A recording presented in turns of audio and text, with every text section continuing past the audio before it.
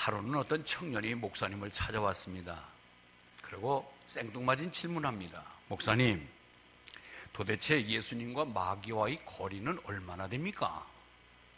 이 도대체 무슨 말인지 쉽게 알아차릴 수가 없고 좀 멍멍한데, 이어서 목사님, 예수님이 나를 찾아올 때는 얼마만큼 시간이 걸려서 오는 겁니까? 그리고 마귀가 나를 지배하고 내 마음을 삐집고 들어올 때는 얼마나 시간이 걸리면 되는 겁니까? 이 청년은 지금 나름대로의 자기는 신앙생활을 잘하고 있는 은혜적인 삶을 산다고 생각해 왔습니다. 그런데 어떤 유혹을 받고 쉽게 자신이 와르르 신앙의 탑이 무너지는 경험을 하게 된 거예요. 내가 이렇게 몇 년씩 교회를 다니면서 은혜 받고 믿음 생활 잘하고 있다고 하는 내가 이렇게 한꺼번에 무너질 수가 있나? 자기 자신을 생각해도 너무 한심스럽고, 도대체 이 믿음이 뭔가? 무엇으로 이 믿음의 성을 지켜나갈 수 있을까? 나는 왜 이렇게 연약할까? 왜 이렇게 송두리째 쉽게 무너질까? 이런 회의를 느낀 나머지 목사님에게 찾아온 것입니다. 마귀하고 예수님의 거리는 얼마나 되는가? 예수님이 날 찾아오는 시간은 얼마나 걸리며, 마귀가 나의 마음을 뒤집고 오는 시간은 얼마나 내 마음을 완전히 장악하게 될 것일까? 그때서야 목사님께서 이 청년의 질문의 의도를 깨닫고 이렇게 답을 얘기합니다. 청년, 캄캄한 밤에, 칠흑 같은 밤에 방 안에 불을 켜면은 순간적으로 밝아지네. 그 시간이 많이 걸리는 게 아니라 불을 켜면 이내 캄캄한 것이 환하게 밝아지는 것일세. 그런데 스위치를 끄는 순간 또다시 그 밝았던 환한 방은 금방 이내 전처럼 칠흑 같은 그런 어둠의 방이 되고 말지. 예수님이 찾아오는 시간과 그리고 내 마음에서 예수님이 나가고 사단이 내 마음을 비집고 들어오는 시간은 바로 이런 것과 같아. 예수님이 내 마음을 장악하고 내 예수님이 나를 모시고 있고 내가 예수님을 모시고 살면은 내 마음은 이렇게 환하게 밝아 있는데, 어느 순간에 내가 예수님을 모시지 아니하고 마귀가 내 마음을 비집고 들도록 내 마음을 허락한다면 이내 내 마음은 마귀의 방이 되고 어둠으로 깔려 있는 것일세. 그러면서 이제 알았다는 듯이 눈치채고 고개를 끄덕이는 청년을 향하여 다시 한번 부원의 말을 전해줍니다. 여보게, 항상 밝은 빛이 있기 위해서, 내 마음에 밝게 비춰주기 위해서 내 마음을 밝게 비춰주는 예수님을 항상 모시고 살게나.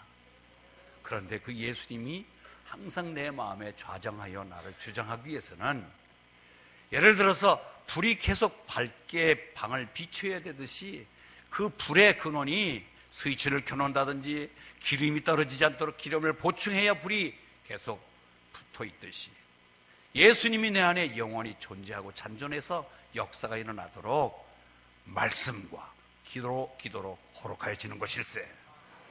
디모데전서 4장 5절, 말씀과 기도로 거룩하여지느니라. 우리는 말씀이 계속 공급되어야 됩니다. 기도가 공급되어야 됩니다. 그렇지 아니하고는 내가 그렇게 천사 같은 생활을, 믿음 생활을 잘했다고 하는 어느 순간에도 와르르 신앙의 탑이 무너지고 사단의 지배 속에 내 신앙은 한순간에 붕괴되고 말 것입니다. 지금 여러분들, 오늘 이 자리에 와서 예배드리는 여러분들은 나름대로의 내 신앙의 성을 잘 쌓도록 기도, 말씀에 열중하기 때문에 오늘도 이 시간 여기에 나와 있는 줄 믿습니다. 그렇습니다. 성령 충만한 사람이 따로 있는 것이 아닙니다. 마귀가 죄의 유혹에 쉽게 빠지는 사람이 따로 있는 게 아니에요. 우리는 그것을 허용할 때 예수님이 내 마음에 들어와 주인 노릇할 수 있도록 허용을 해야 되고, 사단이 내 마음을 장하지 않도록 말씀으로, 기도로 물리쳐야 될 줄 믿습니다. 오늘 우리는 아차하는 순간에, 하나님을 잘 믿는 순간, 정말 성자같이 교회에서 큰 중책을 맡아서 일하는 사람이라 할지라도 방심하면은 아차하는 순간에 사단이 내 마음을 삐집고 들어와서 나를 무너뜨린다고 하는 사실 잊지 않기를 바랍니다. 지난번 9.11 사태 때 미국을 향하여 평화스럽게 가던 이 비행기 조종실에 테러범이 들어옵니다. 기술을 자기 마음대로, 조종사들이 기장이 마음대로 조종할 수 없는 조종관을 뺏고 드디어 쌍둥이 빌딩을 들이받으면서 자폭하고 맙니다. 그 안에 수백 명이 타고 있습니다. 연희 때처럼 편안하게 잠을 자는 사람도 있고 책을 읽는 사람도 있고 그냥 편안하게 여정길이 계속되리라고 믿었던 순간인데, 그 조종실에, 기장 안에 있는 그 조종실을 누가 장악하고 있느냐에 따라서 수백 명의 인명이 좌지우지 되는 거예요. 우리 마음이 누구가 장악하고 있느냐에 따라서 내 주변에 있는 사람들이 함께 웃고 함께 슬퍼한다는 사실 잊지 않기를 바랍니다. 우리는 이처럼 많은 이들이 내가 예수 믿고 저 사람은 천사 같아, 저 사람은 참 멋있어 하고 우리를 우러러보다가도 한순간 마귀가 장악하는 순간 내 주변 사람들이 실망을 함께 안기며 정말 어째 저렇게 사람이 딴 사람이 됐어 하고 많은 어려움을 같이 겪게 만들게 될 것입니다. 그래서 우리는 마귀라고 하는 것은 시와 때를 가리지 아니하고 우리의 마음을 장악하려고 얼마나 혈안되어 있는지, 우는 사자같이, 배고파서 우는 사자처럼 먹이를 찾아 혈안에 되어 있는 사자 같은 모습으로 우리를 기회를 노리고 있다고 하니 우리가 방심하면 되겠습니까? 이제는 우리가 더욱더 마음을 단둘이 잘해서 하나님의 자녀로서의 역할을 다해야 될 줄 믿습니다. 빌레몬서 이 짧은 한 장 25절밖에 되지 않은 이걸 가지고 6주간 제가 설교했습니다. 주제는 용서입니다. 이 책 안에 용서라는 단어가 하나도 없습니다. 그런데 전체의 모든 스토리는, 메시지는, 교훈은 우리에게 용서를 거듭거듭 강조합니다. 용서의 당위성과 용서의 가치와 용서의 동기와 용서의 방법, 오늘 용서를 어떻게 해야 용서가 하는 것인가 하는 용서 방법까지 알려줄 때 여러분들은 내 주변에 아직도 오네시모, 내가 마음 한켠에 서운함을 두고 미움을 갖고 담을 쌓고 매듭짓고 사는 오네시모를 과감하게 정리정돈해서 하나님의 약속된 복을 누리는 저 여러분 되실 주의 이름으로 축원합니다. 그렇습니다. 그러면 우리는 용서의 방법 첫 번째 뭘까요? 우리는 종말론적인 신앙을 가져야 됩니다. 따라서 종말론적인 신앙을 갖자. 우리는 개인적인 종말이 있습니다. 근간에 2주 동안에 장례 3건을 우리 교회에서 치렀습니다. 한 건은 다른 교회에서 위탁이 됐지만 90살, 92살, 95살, 지난주일은 95살 먹으신 어른 하나님 나라에 갔습니다.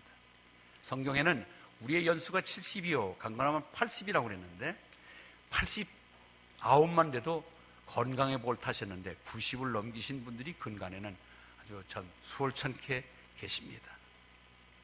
문제는 백수를 누려도 우리의 끝은 영원하지 않고 유한적이라는 사실을 잊지 않길 바랍니다.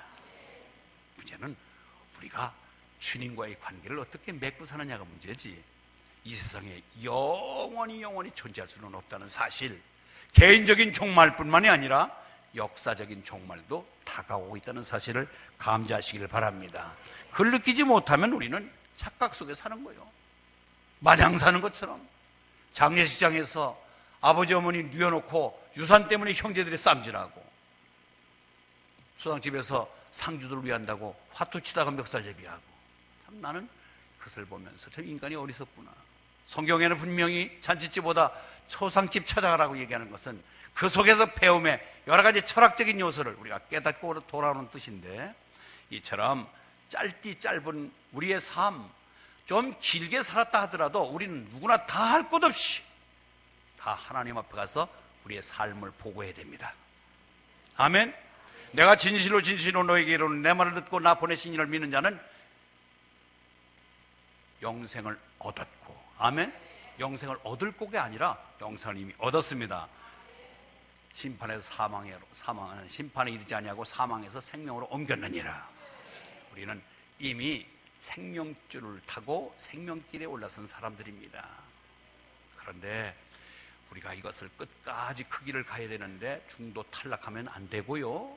하나님 앞에 우리의 종말적인 마지막에 우리의 삶을 마감한 후에는 하나님 앞에 가서 내 이력서를 보고해야 되고 실력을 보고해야 됩니다. 신앙의 역을 내가 적어도 기장로교회 소속됨을 갖고 이렇게 믿음 생활을 했습니다라고 하는 것을 주님이 다 알고 계시지만은 내가 오늘 여기에서 주제를 뭐냐면 내가 나의 준 땅에서 내가 내린 시간표대로 하나님의 사명을 감당하다 온 것은 좋으나 정말로 내 이웃에 대한 매듭 짓고 담쌓고 살지 않은 너의 오네시모를 끝까지 남겨놓고 왔느냐 아니면 그걸 회개하고 왔느냐를 하나님 앞에 우리는 심판받게 될 줄 믿습니다.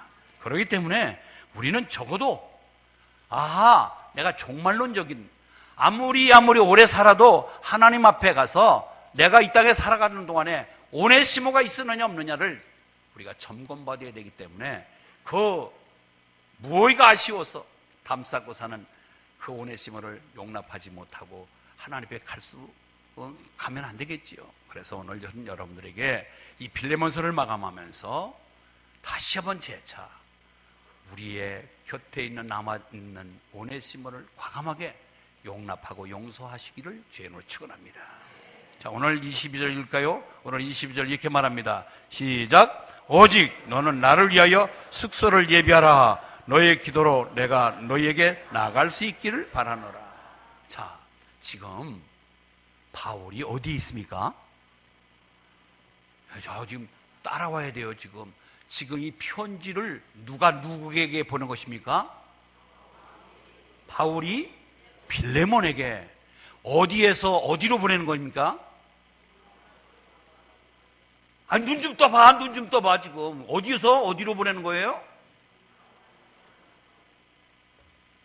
그냥 앉아있지 말고 설교를 같이 연이어서 따라오셔야 돼요. 지금 로마 감옥에서 바울이 저 골로새 사는 빌레몬에게 보낸 편지입니다. 아멘?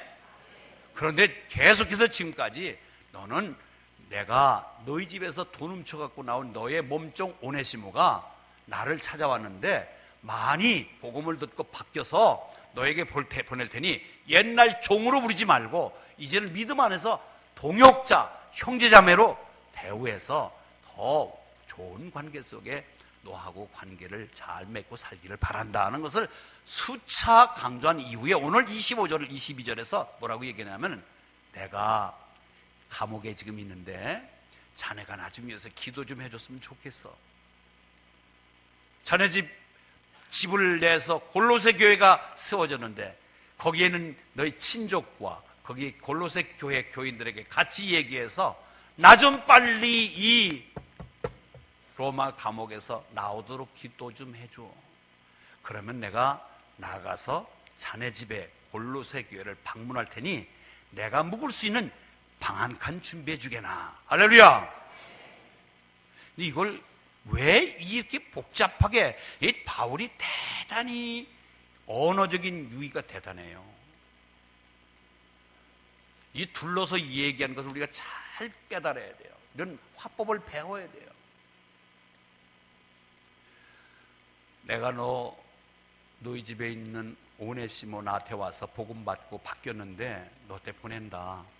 너도 나한테 빚진 게 있으니까 내 말 듣고 분명히 용서해 줄 줄 믿는다.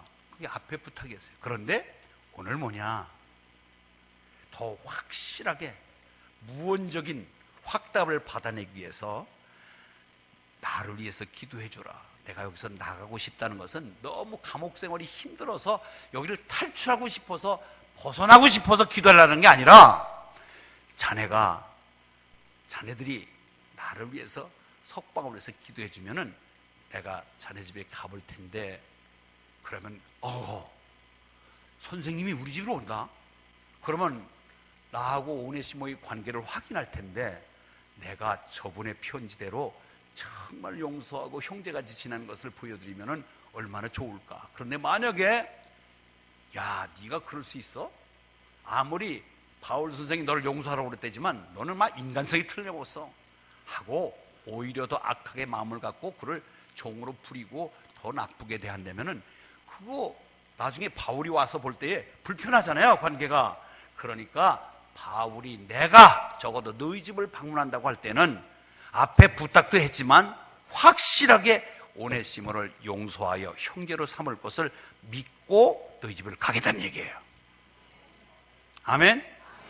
우리는 이런 바울의 참 차원 높은 이런 대화 기술을 배워야 돼요. 무조건 너 용서해. 용서하면 나한테도 너 신세진 게 있잖아. 이런 물리적인 힘을 가하는 게 아니라 얼마나 멋있어요. 나 너희 집에 가고 싶어. 근데 일단 여기서 나가야 돼. 그런데 너희들이 여기 나가는 것은 내 힘으로 힘들어. 너희들이 기도가 필요해. 그런데 분명히 기도는 누가 해야 돼요? 기도는 현재 내 마음에 얽힌 것이 없이 맺은 것이 없이 정말 유무성통한 관계, 기도로의 하늘에 상달되는 거 아니겠습니까?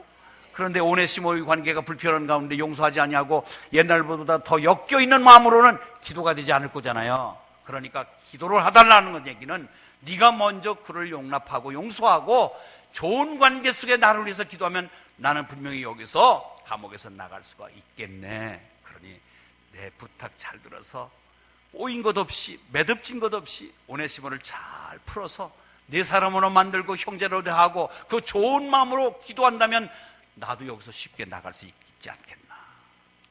그러면서 자기를 위하여 자기 신분의 변화를 위해서 이곳에서 또 정말로 감옥에서 나가기 위해서도 기도도 부탁하지만 더 나아가서는 내가 너희 집에 가서 좋은 모습으로 지내는 너희 모습들을 바라보고 싶다는 바울의 의도가 깔려있기 때문에 이 편지를 받는 순간 어느 강심장이라도 빌레몬은 오네시모를 용서하고 또 용서했을 줄 믿습니다. 그거예요. 그래서 야고보서 5장 16절에 보니까 의인의 간구는 역사하는 힘이 많으니라. 의인들의 용납하고 용서하고 구김이 없는 서로 간에 엮여있고 매듭진 것이 없는 의인의 간구. 빌레몬, 너는 오네시모를 다 용서하고 이제는 의인이 되었으니 너의 입술에 나오는 간구는 내가 이곳에 나갈 수 있도록 분명히 역사가 일어날 줄 믿네. 할렐루야. 자, 질문합니다. 예수님이 이 땅에 다시 오신다는 재림을 믿으시면 아멘 하십시오. 그렇다면 여러분들 예수님이 빨리 오셨으면 하고 재림도 그냥 좀 빨리 하셨으면 좋겠다는 생각이 가진 사람이 있는가 하면은 혹자는 지금 오면 안 되는데 좀 문제 좀 해결하고 아직 해결되지 못한 미해결된 것이 있는데 하고 조금 지연시킨 싶은 사람이 있어요. 내가 일부 예배 때 예수님 빨리 오셨으면 좋겠는 사람 아멘 하셨더니 아멘 했는데 예수님 천천히 왔으면 좋겠습니다 하는 사람 아멘 해보십시오. 한 명이 안수집사가 아멘 해버리잖아. 나 이거 조사 좀 해봐야 되겠어. 무슨 뜻인지. 천천히 왔으면 좋겠는데 아멘 됐어. 그런데 내가 좋게 해석을 하는 거예요. 아직도 내가 내 주변에 오네시모 정리되지 못한 오네시모도 있고 지금 오시면은 내가 좀 부끄러우니까 그걸 다 청산한 다음에 왔으면 좋겠다는 뜻에서 조금 더 있다 왔으면 좋겠다고 하면 얼마나 좋겠느냐 말이에요. 근데 그것도 없이 아멘 했다면은 이거는 정말 가슴 터질 얘기죠. 우리는 예수님이 이 땅에 다시 온다는 것을 믿는 재림신앙을 갖고 있습니다. 그런데 되도록이면 주 예수여 어서 오시옵소서 빨리 오기를 기다리는 게 우리의 보통적인 사람들의 마음입니다. 그런데 잘 생각하세요.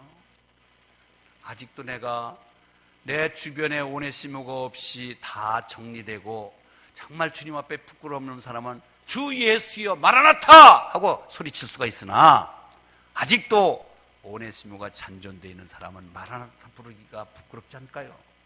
그래서 주님이 바울이 빌레몬을 찾아가서 그 관계를 확인하고 함께 기뻐하며 함께 그 정말로 좋은 관계를 목도할 수 있는 그 순간을 맛보기 위해서 내가 너희 집에 가고 싶다라고 하는 바울의 마음이 오늘 저 위에 계신 주님께서 마라나타 너희들이 외치는 너희들에게 내가 나타날 때 정말로 우리가 두 손 벌려 그분을 맞이할 수 있는 아름다운 관계를 맺기 위해서라도 우리는 우리의 오네시모를 정리해야 될 지금인 줄 믿습니다. 아멘? 그래요. 주님 종말론적인 그런 신앙 때문에도 우리는 빨리 오네시모를 내 주변에서 정리돼야 돼요. 그것이 내 감정으로가 아니라 그분이 와서 볼 때 얼마나 실망하실까. 그분이 만약에 오셔서 아직도 내 상태를 보면서 얼마나 실망하실까. 아니면은 야, 너 참 잘했다.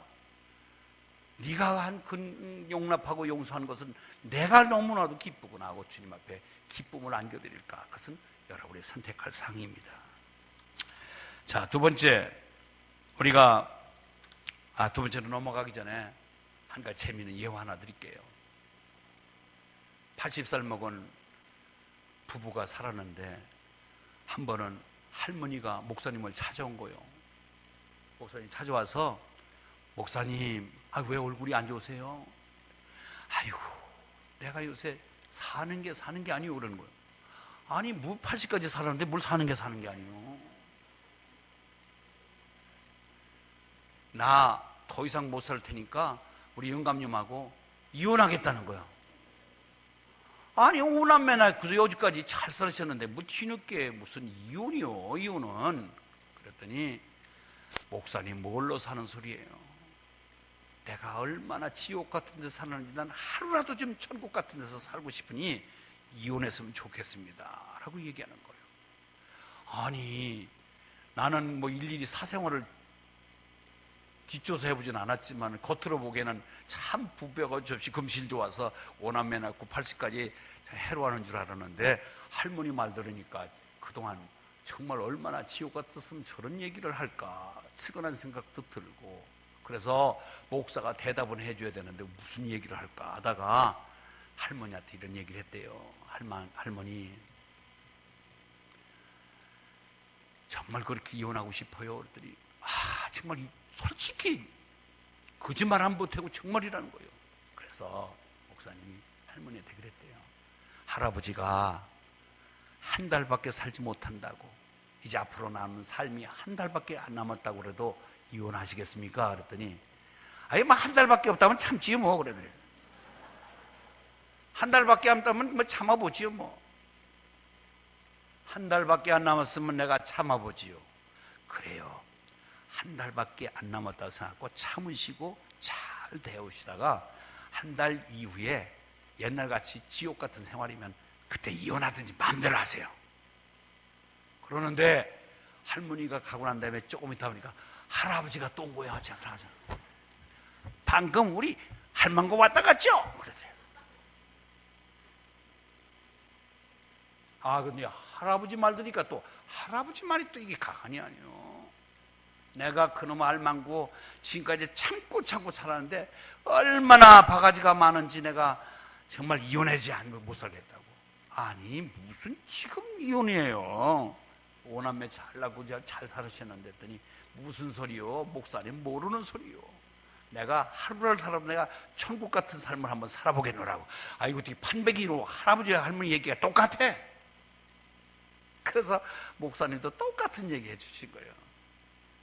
할아버지, 할머니가 한 달밖에 생이 남지 않았다고 하면은 이혼하시겠어요? 그랬더니 뭐요? 한 달밖에 안 남았어요? 그러더래.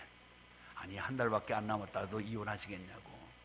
그래서 한 달밖에 안 남았는데 이제 생이 한 달밖에 없는데 무슨 이혼하겠으니까 한 달만 꼭 참으시고 할머니에게 잘해줘 보세요. 잘해보세요. 그러더래. 그러니까 내가 목사 말 한번 들어보리다. 근데 한 달 뒤에 이혼 했을까 안 했을까요? 했으면 내가 여기서 말을 안 하지요, 시작을.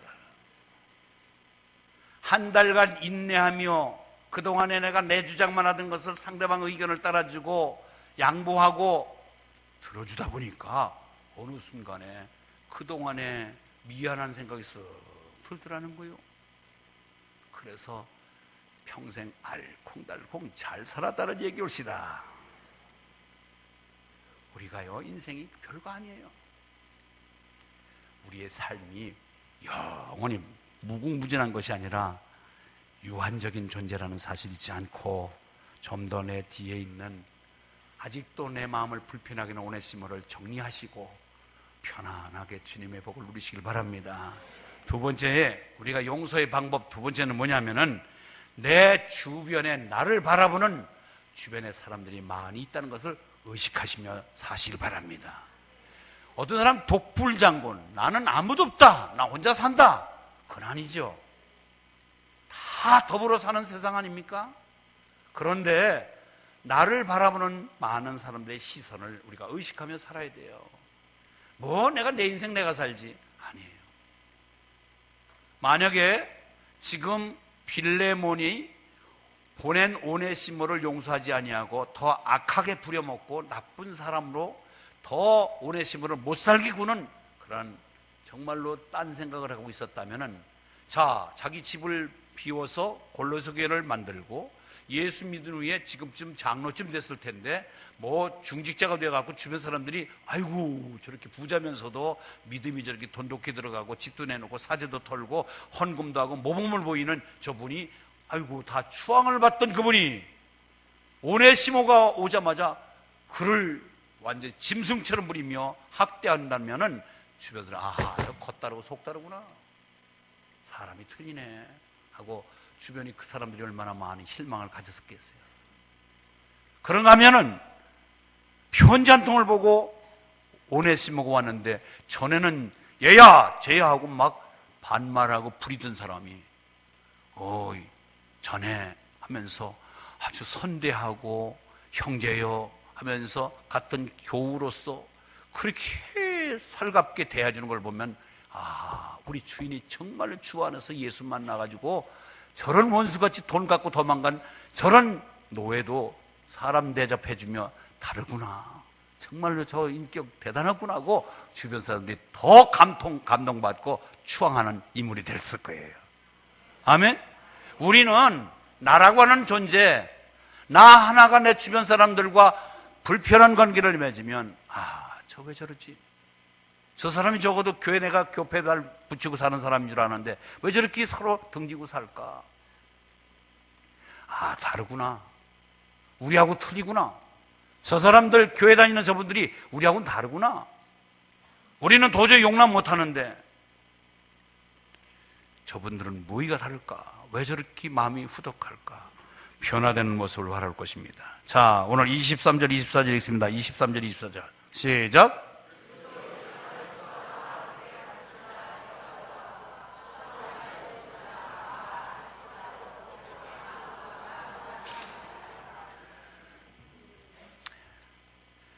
저하고 지금 노장호 장로님하고 제가 편지를 노장로님한테 편지를 했어요. 노장로님이 불편한 관계를 맺고 있는 사람을 내가 있길래 화해시키기 위해서 내가 장로님 참 내가 봐도 화나게 생겼네요. 그러나 어떡합니까? 장로님이니까 참으셔야지 하고 내가 부탁을 했어요.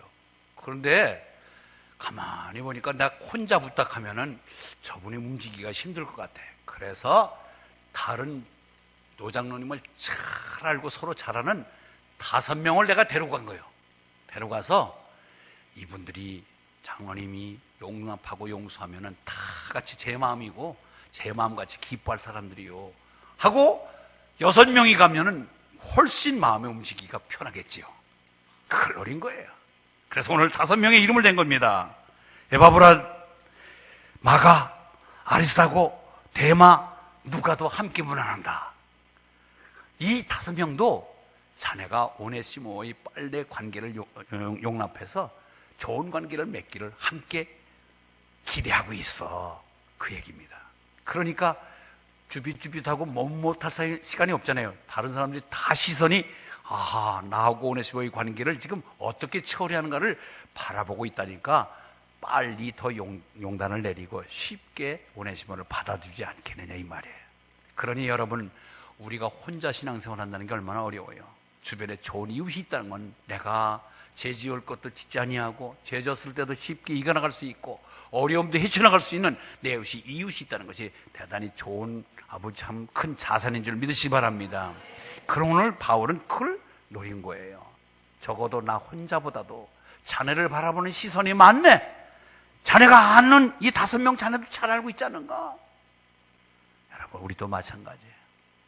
주변에 힘들고 어려운 사람, 나 혼자의 힘으로만 안 될 때에 그를 잘 아는 이웃의 힘을 빌려서 정말 할 수 없기 더 유무상통한 아름다운 관계를 맺도록 함께 조력자가 되어서 그분의 좋은 관계를 맺도록 힘써주시는 저 여러분 되시길 바랍니다.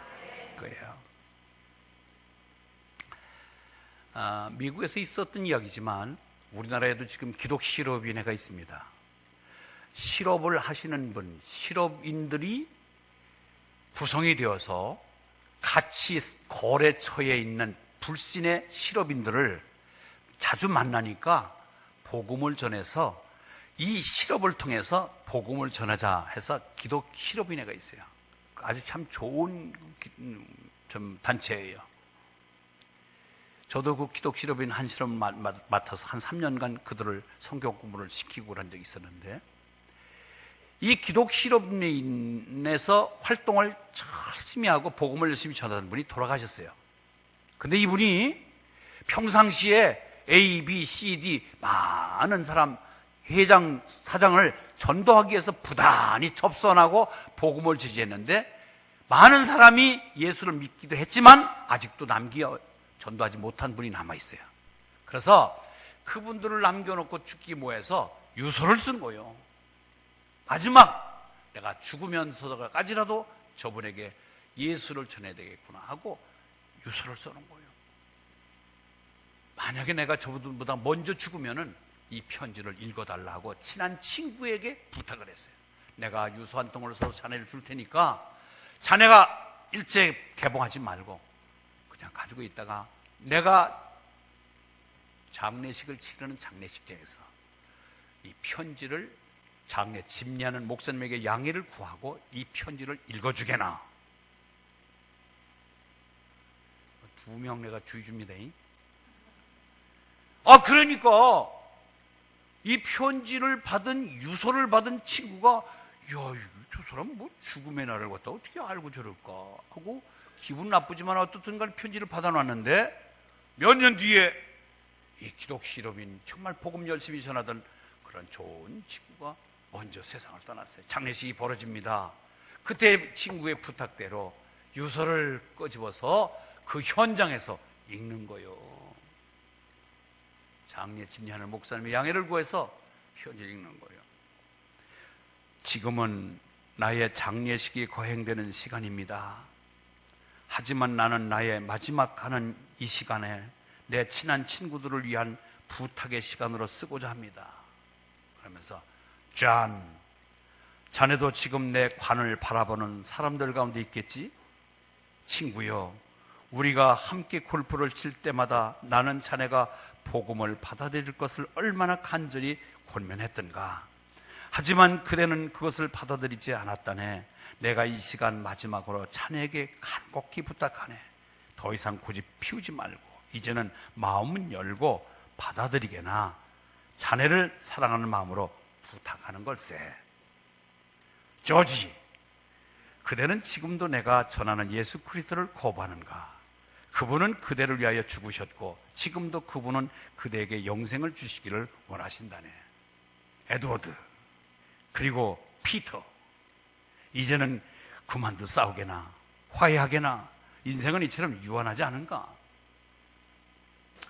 짧은 인생길을 걸어가면서 다투지 말고 이제는 서로 돕고 격려하면서 사는 것이 좋지 않겠나. 여기까지 읽었는데 장례가 굉장히 시끄러운 거예요. 손수근수근한 거예요. 왜 그러냐 하니까 다음번에 내 이름 나오는 거 아니요? 내 이름 나오는 거 아니요? 모두 저 주변에 있는 사람들이 다음번에 내 이름 부를 거 아니야 하고 거기서부터 긴장하는 소리예요. 여러분, 내가 만약에 이 세상을 끝나고 나서 하나님 앞에 부름을 받고 난 후에 내 뒤에서 나를 향한 평가들, 참 아쉽다, 좀 더 계셨으면은, 그분만 만나면 엔돌핀이 솟고 정말 신바람 났는데 나에게 힘을 줬는데 하고 아쉬워하는 나일까? 아니면은 에이, 좀 왜 세상을 그렇게 살았어? 왜 그런 환경을 가지고 왜 그렇게 살았어? 에이, 참 더럽게 살다 갔네 라고 하는 소리를 듣지 않을까. 여러분 한번 내 자신을 조용히 생각해보는 시간 됐으면 좋겠습니다. 우리의 행동은 알게 모르게 다른 사람들의 삶에 영향을 주고 있다는 사실, 지금 나야 일거수일투족이 다른 사람에게 힘을 주기도 하고 힘을 빼기도 하고 실망을 주기도 하고 다른 사람을 신바람 나게 하기도 한다는 사실이 있지 아니하고, 내 주변에 오네시모를 용납하고 이제 다른 사람들에게 신바람을 주는, 신나게 해주는 그런 어떤 생동감 넘치는 좋은 에너지를 제공하는 저 여러분 되시길 바랍니다. 마지막입니다. 우리가 용서의 방법 세 번째는 하나님의 은혜가 있어야 됩니다. 하나님 은혜를 받아야 됩니다. 첫 번째는 뭐가 용서의 방법이라고요? 종말론적인 신앙을 가질 때, 나도 이제 끝나고 하나님 앞에 가서 내 삶을 보고해야 되니까 오네시모가 남겨져 있느냐 해결했느냐 하나님 앞에 보고해야 되기 때문에. 두 번째는요, 내 주변에 나를 바라보는 사람이 많다는 것 의식할 때, 그러면 우리가 모두가 오네시모가 남겨지지 아니하고 해결될 줄 믿습니다. 마지막은요, 내가 그렇게 용서하고 싶고 그래 설교 듣고 한번 해보자 하고 용기 내서 쌀이문까지 가서 초인종 눌렀는데 또 뭔가 모르게 옛날 생각이 떠오르는 거야. 이거 아니지 에이 하고 발길 돌려서 온 사람은 없느냐요? 사실은요, 쉬운 게 아니에요. 사람 관계가 해결된다는 게 쉽지 않습니다. 말씀에 순종한다고 해서 막상 그 사람 만나면은요, 또 옛날 생각이 나서 그냥 여기서 뭔가 솟구쳐 오르니까 에라 없는 거로 하자 하고 또 다시 발 돌리고 하는 사람이 많습니다. 그런데 내 힘, 내 의지, 내 방법, 내 소양, 내 인격, 내 성품 갖고는 안 되나 은혜 받으면 돼요. 은혜가 있으면 됩니다. 오늘 25절 있습니다. 25절 시작.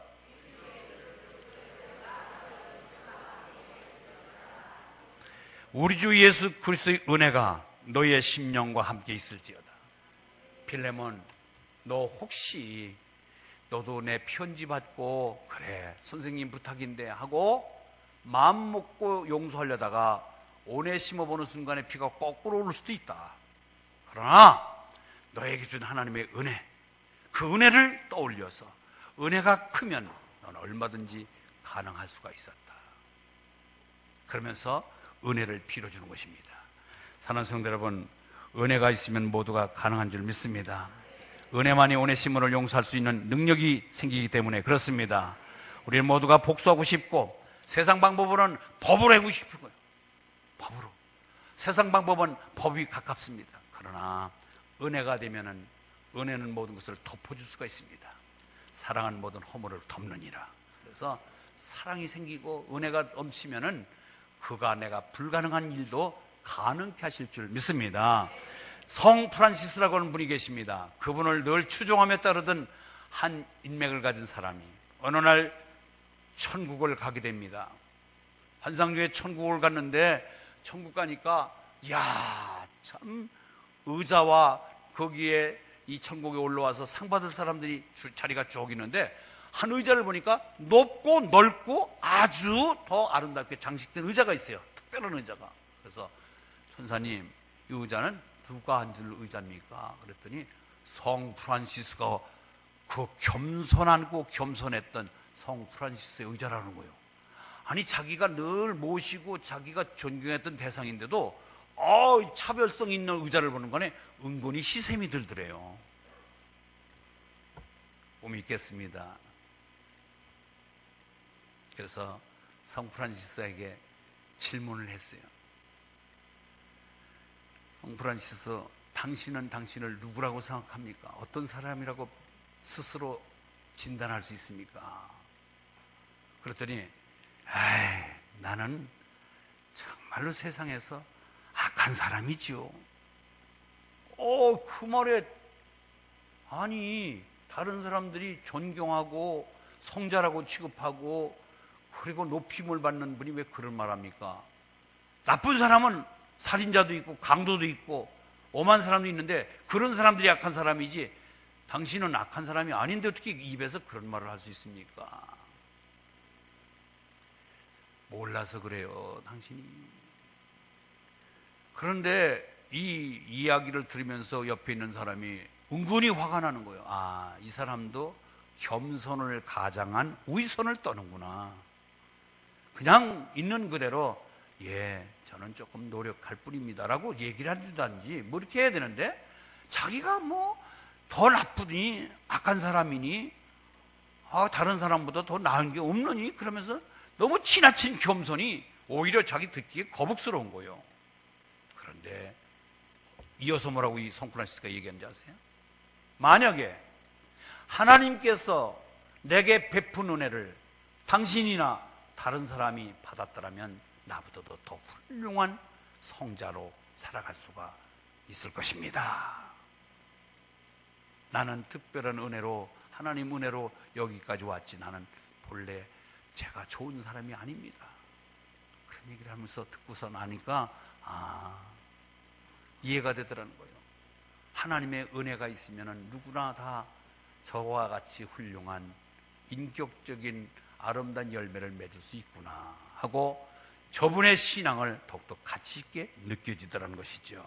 여러분, 내가 한 것이 아니라 하나님이 해주셨고 하나님이 은혜 주셔서 됐다고 하는 하나님께 영광을 돌리는 것을 보고 그는 더욱더 숙연히 성프란시스를 다시 보게 됐다고 하는 이야기가 있습니다. 사랑하는 성도 여러분, 오늘 세 가지 방법으로 빌레몬은 용서의 방법을 우리에게 알려주고 있습니다. 우리는 끝이 있습니다.